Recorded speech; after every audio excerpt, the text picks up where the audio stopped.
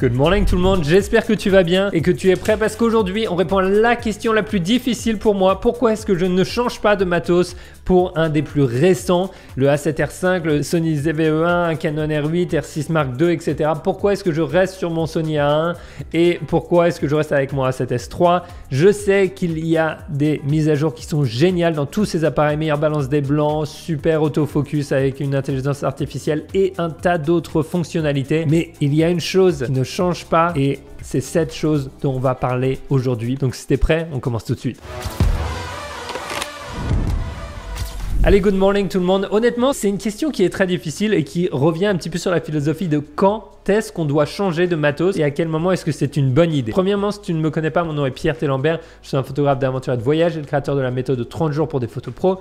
Une méthode pas à pas pour faire passer ta photographie au niveau supérieur, quel que soit ton matos. Ça a aidé plus de 2500 participants à travers le monde. Je te laisse un lien dans la description si tu veux rejoindre la prochaine session. La première chose que j'ai remarqué à travers toutes ces années en tant que photographe professionnel, c'est que les photographes professionnels ne changent pas souvent de matos. J'ai même l'impression qu'ils changent moins souvent de matos, mes amis qui sont pros et qui travaillent avec tous les jours, que ceux qui sont amateurs. Premièrement, mon matos actuel, c'est un Sony A1 avec un Sony A7S III. Un pour la vidéo, un plus pour la photo. Je l'ai acheté peut-être il y a 2 ans maintenant et je sais, c'est un appareil qui est haut de gamme, mais qui finalement vieillit assez vite parce qu'ils n'ont pas fait de mise à jour dessus.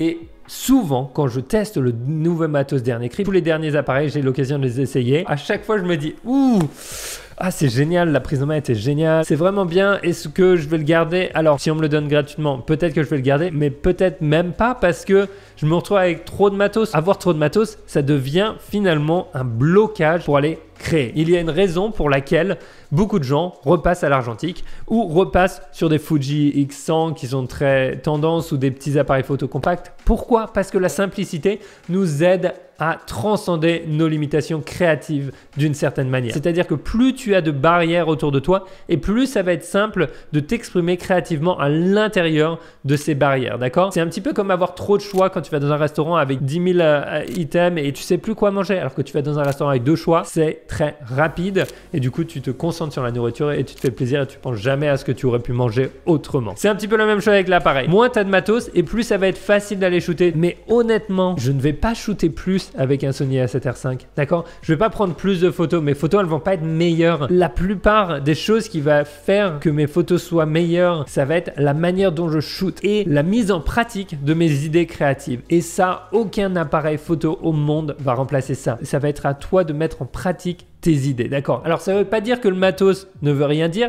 mais il faut vraiment changer de matos quand on a épuisé les limites de son matériel et moi j'en suis très loin. Je peux faire tout ce que je veux aujourd'hui avec mon Sony A1 et mon Sony A7S III. Alors pourquoi changer? J'ai aussi investi dans un caisson étanche pour mon Sony A1 et surtout je vais devoir me mettre à y penser, je vais devoir remettre en place mon appareil photo, je vais devoir changer les menus, etc. ou réimporter. Et dans 3 mois il y aura un nouvel appareil photo et là je vais me sentir frustré aussi parce que j'aurai le A7R5 mais il y aura un A7R6 qui va être un petit peu mieux. Bref, c'est un cercle qui n'en finit jamais. Et je pense que nous, en Europe, on comprend ça relativement bien parce qu'on ne cherche pas trop à faire changer les choses et à changer de voiture tous les 2 jours. Aux États-Unis, je trouve que c'est un petit peu plus le cas. Donc, pour moi, le plus important dans ma décision de changer d'appareil photo, ça va être de me demander si ça va me faire shooter plus et est-ce que je vais pouvoir faire des choses que je ne pouvais pas faire avant. Et dans 99% des cas récemment, eh ben, la réponse est non, ça ne va pas m'améliorer. Et je trouve que c'est une pratique qui est très intéressante de rester un petit peu avec son émotion de vouloir changer de matos et de se dire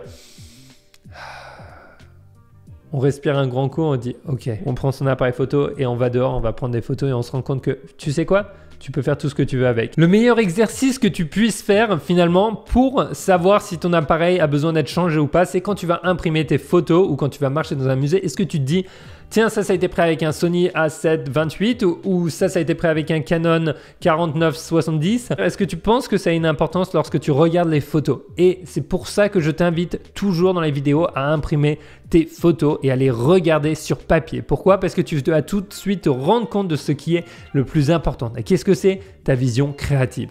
Donc aujourd'hui, on a un super sponsor qui est Whitewall, qui a sponsorisé plusieurs vidéos et qui t'offre une réduction si tu veux imprimer tes photos. Donc il y a un lien dans la description, tu peux tout de suite le faire. Je t'invite personnellement à imprimer sur du papier d'art parce que c'est du papier qui va te permettre de garder tes couleurs à travers les âges, ou si tu veux une pièce maîtresse sur l'acrylique. Je trouve que c'est très très beau, ça ajoute de la profondeur dans une image. J'ai fait imprimer mes photos d'Islande, je les ai reçues et je suis trop content. J'en ai offert une d'ailleurs à Joey. C'est toujours un moment important quand je reçois mes images qui me renforce dans l'idée que mon appareil n'a pas grande importance. Donc voilà, je t'invite à imprimer à travers Whitewall, un labo de grande qualité que j'ai utilisé pour moi-même et pour mes clients. Il y a le lien dans la description.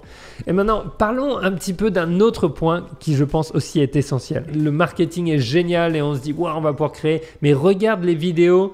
Par exemple, de tous les derniers drones qui sont sortis sur les 4 dernières années, les vidéos sont quasiment les mêmes. Il n'y a pas non plus un changement drastique, tu vois ce que je veux dire? Donc concentre-toi vraiment sur la partie la plus importante de ton art. Premièrement, tes compétences. Deuxièmement, canaliser ta créativité et créer des limites justement pour pouvoir le faire. Que tu te dises tous les matins je vais shooter, ou tous les soirs, ou à ce moment-là, ou alors qu'avec ces limites. Et dernièrement, vraiment continuer à évoluer et changer son regard, que ce soit en regardant d'autres arts ou en imprimant ses photos et en les regardant. Ça nous permet d'avoir une vision complètement différente. Et quand j'ai mes photos d'imprimé, je suis incapable de dire quel appareil a pris quelle photo.